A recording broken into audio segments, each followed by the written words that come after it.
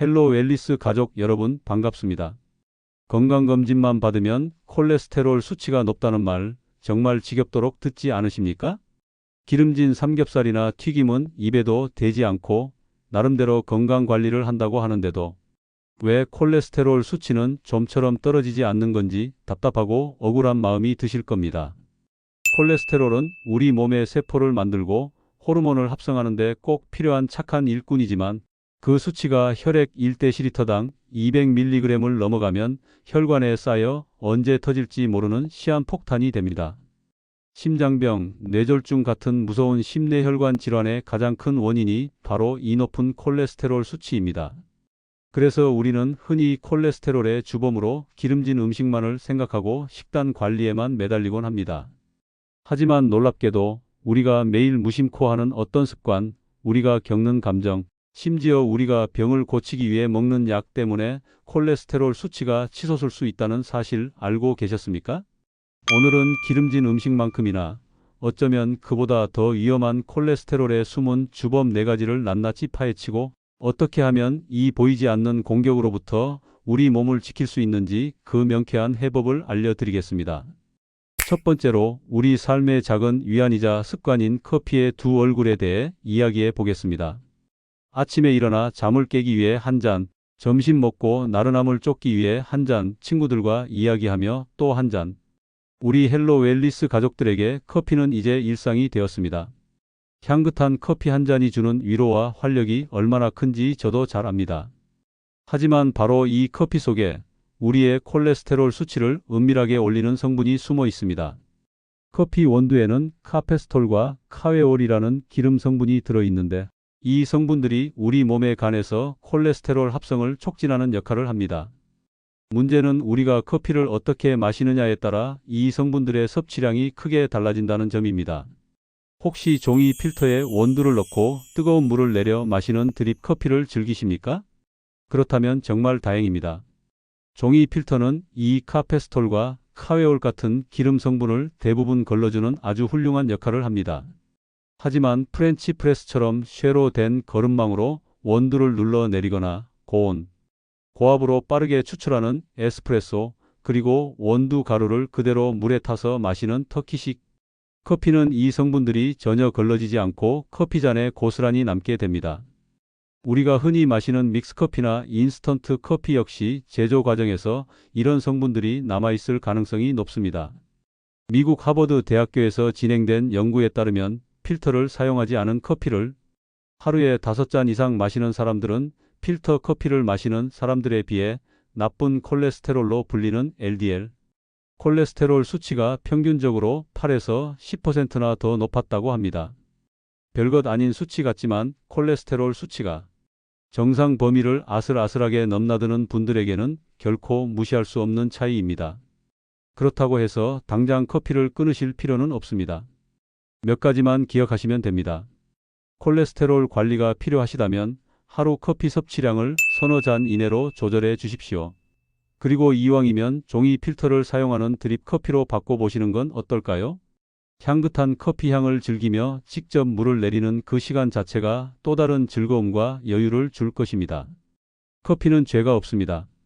다만 우리가 더 건강하게 즐기는 지혜가 필요할 뿐입니다. 두 번째로 만병의 근원이라 불리는 스트레스가 어떻게 우리 혈관까지 병들게 하는지 알아보겠습니다. 우리 헬로 웰리스 가족 여러분, 요즘 마음 편할 날이 있으십니까?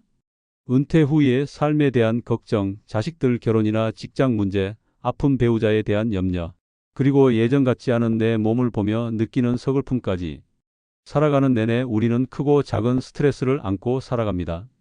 문제는 이 스트레스가 단순히 마음만 힘들게 하는 것이 아니라 우리 몸의 화학 공장을 완전히 뒤흔들어 놓는다는 점입니다. 우리가 스트레스를 받으면 우리 몸은 위기 상황에 대처하기 위해 코르티솔이라는 스트레스 호르몬을 대량으로 분비합니다. 이 코르티솔은 혈당과 혈압을 높이고 몸에 저장된 지방을 혈액 속으로 방출시켜 에너지를 만들어내는 역할을 합니다. 원시 시대에 맹수를 만나 도망쳐야 했던 상황을 생각하면 꼭 필요한 기능이지요. 하지만 문제는 현대인의 스트레스는 맹수처럼 잠깐 나타났다 사라지는 것이 아니라 하루 종일 몇 달, 몇 년씩 이어진다는 것입니다. 만성적인 스트레스는 코르티솔 수치를 항상 높게 유지시키고 이로 인해 우리 몸의 지방 대사 시스템이 완전히 고장 나 버립니다. 혈액 속에는 항상 과도한 지방산과 콜레스테롤이 떠다니게 되고 이것이 결국 혈관벽에 차곡차곡 쌓여 동맥경화를 유발하는 것입니다. 핀란드 헬싱키 대학교의 연구 결과 직장 내 스트레스가 매우 높은 그룹은 그렇지 않은 그룹에 비해 총 콜레스테롤 수치가 평균 15나 높게 나타났다고 합니다. 스트레스가 얼마나 직접적으로 우리 혈관 건강에 영향을 미치는지 보여주는 명백한 증거입니다. 신경 쓰면 혈압 오른다는 옛말이 하나도 틀린 게 없는 셈입니다. 그렇다면 이 스트레스를 어떻게 다스려야 할까요? 가장 좋은 방법은 규칙적인 운동과 충분한 수면입니다. 거창한 운동이 아니더라도 괜찮습니다. 햇볕 좋은 날, 동네 한 바퀴를 30분 정도 걷는 것만으로도 코르티솔 수치를 낮추고 행복 호르몬인 세로토닌 분비를 촉진하는 데 큰 도움이 됩니다. 좋아하는 음악을 듣거나 텃밭을 가꾸거나 친구들과 만나 즐겁게 이야기하는 시간도 중요합니다.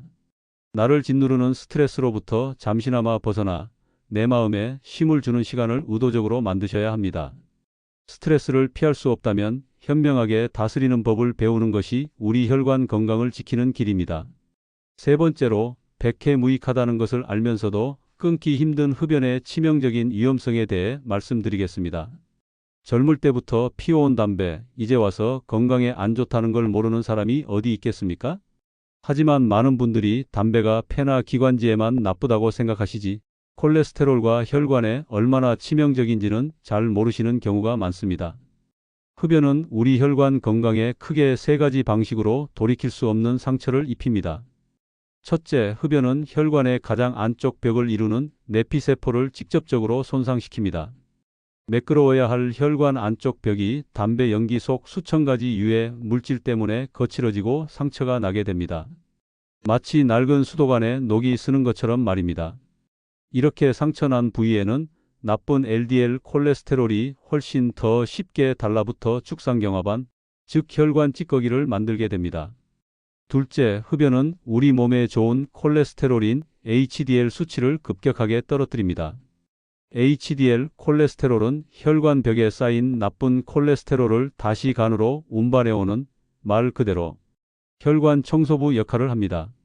그런데 흡연은 이 고마운 청소부의 수를 줄이고 활동을 방해합니다. 청소부는 줄어드는데 쓰레기는 계속 쌓이니 혈관이 막히는 것은 시간 문제인 셈입니다.